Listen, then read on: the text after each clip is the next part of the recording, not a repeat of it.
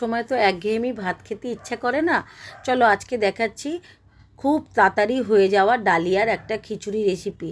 Dahlia খিচুড়ি recipe করার জন্যে আমি ডালিয়া পরিমাণ মতো নিয়ে নিয়েছি, আর অপর দিকে আমি গাজর, বিনস, কড়াইশুঁটি, কিছুটা আলু কেটে আলাদা করে রেখে দিয়েছি। ডালিয়াটা খুবই সুস্বাদু আর সবচেয়ে বড় কথা উপকারী।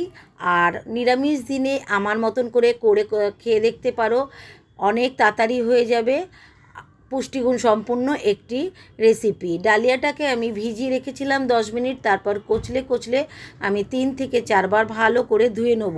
3 থেকে 4 বার ভালো করে ধুতে ধুতে এদিকে আমি ডালিয়াটা রান্না করব বলে গাজর বিনসগুলো কেটে ধুয়ে জল ঝরিয়ে রেখে দিয়েছি, আর ওভেনে বসিয়ে দিয়েছি একটা প্রেশার কুকার। প্রেশার কুকারটা বসিয়ে দিয়ে আমি প্রেশার কুকার যখন গরম হয়ে যাবে তার মধ্যে দিয়ে দিলাম সাদা জিরে, তেজপাতা, শুকনো লঙ্কা। সাদা জিরে নিরামিষ দিনে যদি খাও শুধু পেঁয়াজ দেবে না, নিরামিষ যদি না করো তাহলে পেঁয়াজ একটু দিতেই পারো। দিয়ে দিলাম পরিমাণ মতো নুন আর স্বাদ মতন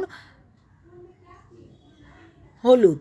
নুন আর হলুদ 2 চামচ নুন আর 1 চামচ হলুদ, নুন হলুদ দিয়ে ভালো করে কচলে মাখিয়ে রেখে দিলে 10 থেকে 15 মিনিট। এদিকে প্রেশার কুকার গরম হয়ে যাওয়ার পরে আনাজগুলো একটু হালকা সটেট করে তার মধ্যে ডালিয়া দিয়ে নাড়িয়ে চাড়িয়ে 2টো সিটি মারলেই তৈরি হয়ে গেল, খুব ঝটপট তৈরি হয়ে গেল ডালিয়ার খিচুড়ি।